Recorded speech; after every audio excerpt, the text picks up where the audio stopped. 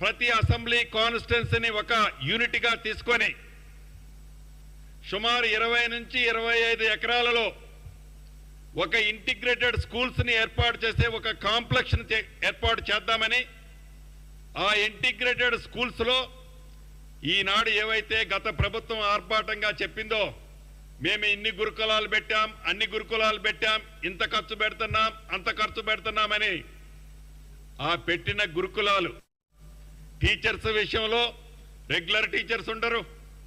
బిల్డింగులు చూస్తే మొత్తం వర్షం కురిచే ఎక్కడ దొరికితే అక్కడ వాళ్ళు జేబులు నింపుకునే కార్యక్రమంతో పాటు పనికి రాని అనేక బిల్డింగుల్ని గత ప్రభుత్వం వాటిలో నిర్వహిస్తుంటే ఈనాడు గ్రౌండ్కు పోతుంటే అది కొట్టొచ్చినట్లు కనిపిస్తుంది మేము విజిట్ చేస్తున్నప్పుడు. దాంట్లో భాగంగా ఇంటిగ్రేటెడ్ స్కూల్స్ కట్టించే ప్రధానమైన ఉద్దేశం ప్రతి నియోజకవర్గానికి 100 కోట్లు పైగా ఖర్చు అవుతుంది ఈ ఇంటిగ్రేటెడ్ స్కూల్స్ కట్టడానికి. అయినా విద్య పట్ల వైద్యం పట్ల ఈ ప్రభుత్వం పెద్దపీట వేసింది. ఆల్ కమ్యూనిటీకి సంబంధించిన రెసిడెన్షియల్ స్కూల్స్ కానీ కాలేజీలు కానీ హాస్టల్స్ కానీ ఒకే పేజీలో అంటే ఒకే ప్లాట్ఫామ్ మీద ఉండే విధంగా ఈ ప్రభుత్వం ఇంటిగ్రేటెడ్ స్కూల్స్ కూడా కట్టించబోతుంది.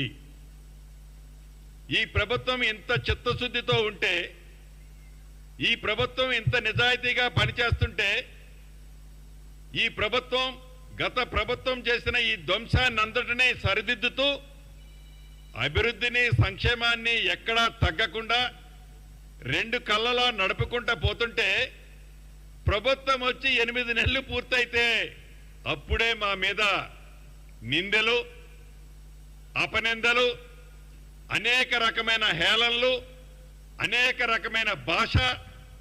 అంటే ఈ ప్రభుత్వం యొక్క పనితీరుని జీర్ణించుకోలేక ఈ ప్రభుత్వం మీద ఏ రకంగా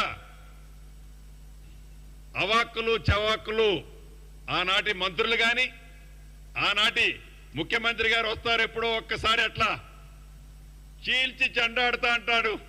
మళ్ళీ 6 నెలలు 9 నెలల దాకా మళ్ళీ ఎవరికి కనబడరు. మీరు ప్రత్యక్షంగా ఈనాడు చూస్తున్నారు మీడియా మిత్రులే. ఎప్పటి నుంచో మీ సమస్య ఉంది, ఇళ్ల స్థలాల సమస్య. ఈ ప్రభుత్వం వచ్చిన తర్వాత తీరుస్తామని చెప్పాం.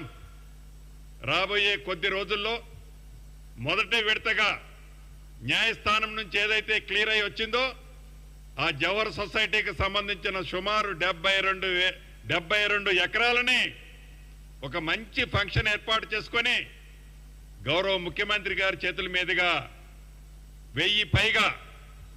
1000కి పైగా ఉన్న సీనియర్ జర్నలిస్టులకి ఇళ్ల స్థలాలకి ప్రభుత్వం అతి కొద్ది రోజుల్లోనే ఇచ్చుకోబోతుంది.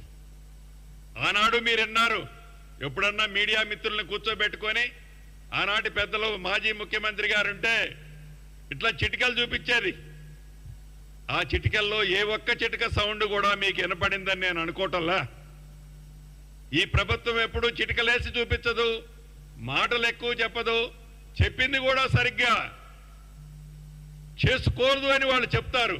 కానీ ఎక్కువ చేస్తాం, తక్కువ మాట్లాడుద్ది ఈ ప్రభుత్వం. అది ఈ ప్రభుత్వం యొక్క కట్టుబాటు, అది ఈ ప్రభుత్వం యొక్క నిబద్ధత అని మనస్ఫూర్తిగా నా మీడియా మిత్రులందరికీ తెలుపుతూ, చాలా రోజులైంది మీ అందరితో కూడా మాట్లాడి మీ అందరికీ అభినందనలు, కృతజ్ఞతలు తెలుపుతున్నాను.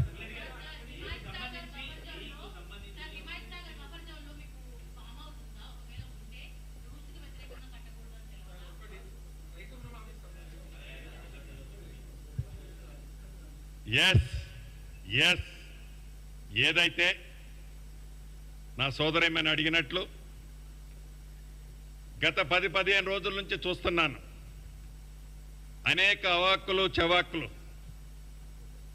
అసందర్భంగా అనేక వాదనలు,